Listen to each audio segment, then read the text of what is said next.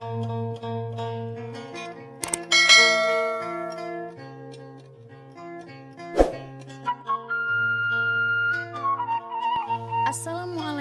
warahmatullahi wabarakatuh. Hai anak ibu semuanya, kita berjumpa kembali dalam pelajaran ilmu pengetahuan sosial untuk kelas 7. Masih dalam bab 1, manusia, tempat dan lingkungan. Minggu kemarin kita sudah belajar mengenai pengertian ruang dan interaksi antar ruang. Sekarang kita akan lanjutkan dengan letak dan luas Indonesia. Untuk letak dan luas Indonesia, ada beberapa hal yang harus kita pahami. Yang pertama, pemahaman lokasi melalui peta. Yang kedua, letak dan luas Indonesia. Pada pokok bahasan kali ini, tujuan pembelajaran kita adalah yang pertama, menunjukkan unsur-unsur atau komponen peta. 2. Menyebutkan letak Indonesia secara astronomis dan geografis Indonesia. Yang ketiga, menjelaskan implikasi letak Indonesia terhadap aspek ekonomi, sosial, dan budaya. Serta yang keempat, menjelaskan implikasi letak Indonesia secara geologis. Nah, selanjutnya untuk yang pertama kita akan membahas mengenai pemahaman lokasi melalui peta. Pengertian peta. Peta adalah gambaran permukaan bumi pada suatu bidang datar dan diperkecil dengan menggunakan skala. Untuk membuat peta, harus ada komponen-komponen penyusun peta tersebut.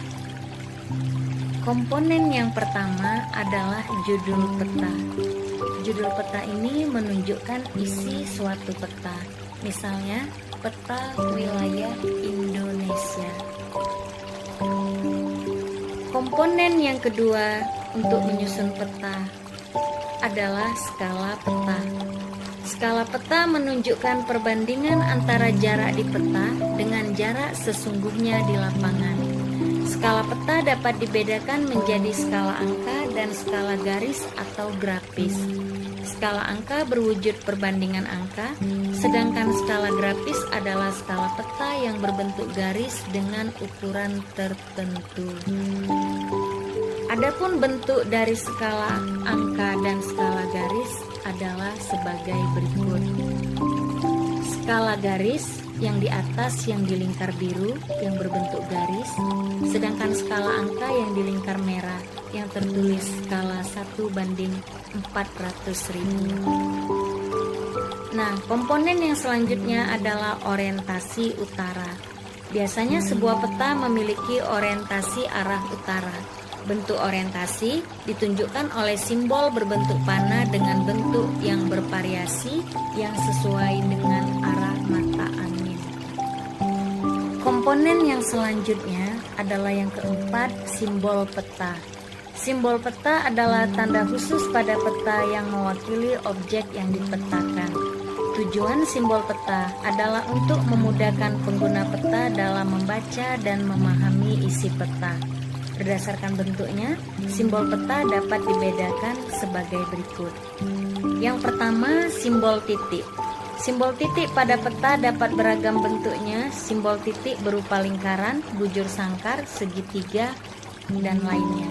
Biasanya simbol titik kita gunakan untuk ibu kota negara, provinsi, kabupaten, kecamatan, untuk pelabuhan, bandar udara, serta gunung api, baik aktif maupun tidak aktif. Nah, simbol yang kedua adalah simbol garis. Simbol garis dapat digambar dalam beragam bentuk dan ukuran ketebalan garis. Ketebalan garis diatur sesuai dengan kaidah perpetaan. Nah, biasanya simbol garis kita gunakan untuk sungai, jalan raya, jalan desa, batas negara, provinsi, dan batas daerah serta wilayah. Nah, simbol yang ketiga adalah simbol warna. Simbol warna digunakan pada peta dengan aturan tertentu. Tidak sembarang warna dapat digunakan untuk objek-objek tertentu karena ada aturan dalam perpetaan. Misalnya warna perairan baik sungai, danau, dan laut biasanya diberi warna biru, jalan warna merah, dan warna-warna yang lain untuk komponen lain. Nah, di sini ada warna ketinggian sebuah wilayah dan kedalaman laut.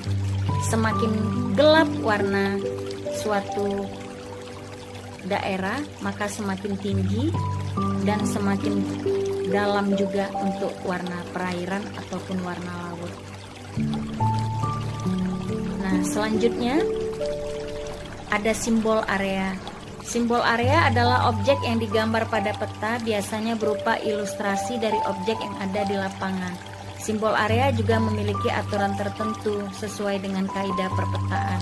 Contohnya untuk simbol danau, rawa, sawah, serta formasi batuan kapur. Nah, komponen yang selanjutnya adalah garis koordinat. Adalah garis hayal pada peta berupa koordinat peta dalam bentuk garis lintang dan garis bujur. Garis koordinat sangat penting pada peta karena akan menunjukkan lokasi pada peta dibanding lokasi lainnya di permukaan bumi, serta menggambarkan karakteristik suatu lokasi wilayah yang dipetakan. Sebagai contoh, suatu lokasi yang terletak pada lintang tropis akan memiliki karakteristik iklim tropis. Adapun garis lintang dan garis bujur bisa dilihat, inilah dia gambarnya pada peta.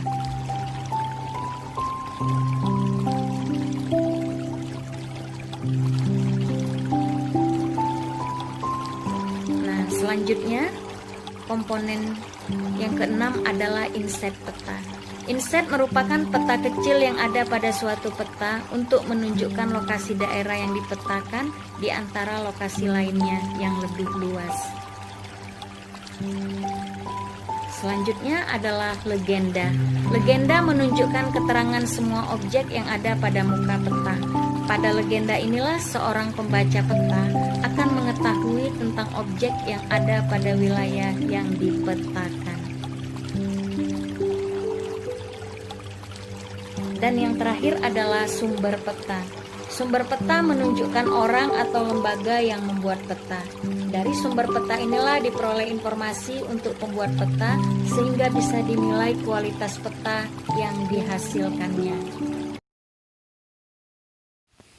Nah, selanjutnya kita akan melihat bagaimana letak dan luas Indonesia.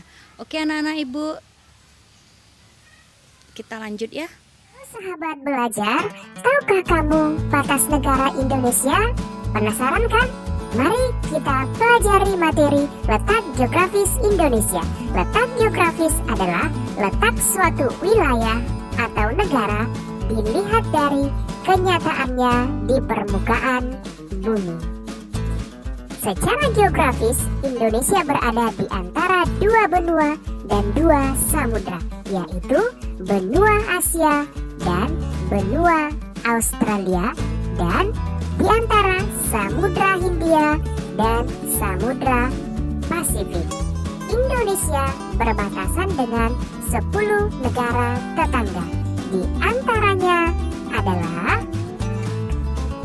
Malaysia, Papua Nugini, Timor Leste. Itu adalah batas darat.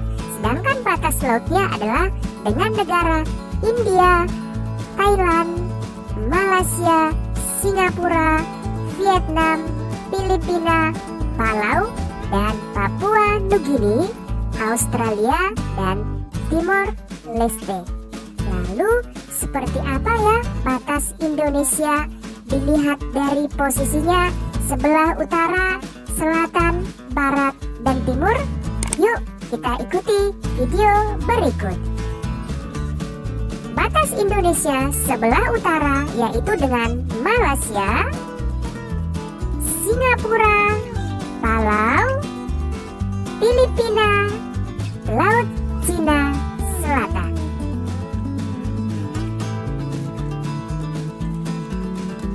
Dan sebelah selatan Indonesia berbatasan dengan Timor Leste, Australia, dan Samudra Hindia.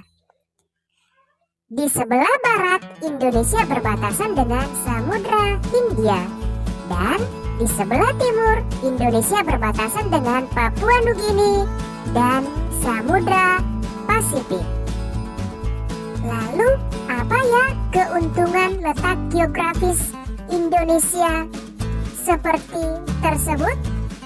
Ya, letak geografis Indonesia sangat strategis karena menjadi jalur lalu lintas perdagangan dunia antara negara-negara dari Asia Timur dengan negara-negara di Eropa, Afrika, dan Timur Tengah dan India. Kapal-kapal dagang yang mengangkut berbagai komoditas dari Jepang, Cina, dan negara-negara lainnya melewati Indonesia menuju negara-negara tujuan di Eropa. Indonesia juga dilewati jalur perdagangan dari Asia ke arah Australia dan Selandia Baru. Sahabat belajar, letak geografis memberi pengaruh bagi Indonesia, baik secara sosial, ekonomi, maupun budaya, karena menjadi jalur lalu lintas, pelayaran, dan perdagangan dunia. Bangsa Indonesia telah lama menjalin interaksi sosial dengan bangsa lain. Interaksi sosial melalui perdagangan tersebut selanjutnya menjadi jalan bagi masuknya berbagai agama ke Indonesia. Demikian ya sahabat, pelajaran kita mengenai letak geografis Indonesia. Sampai jumpa, semoga bermanfaat.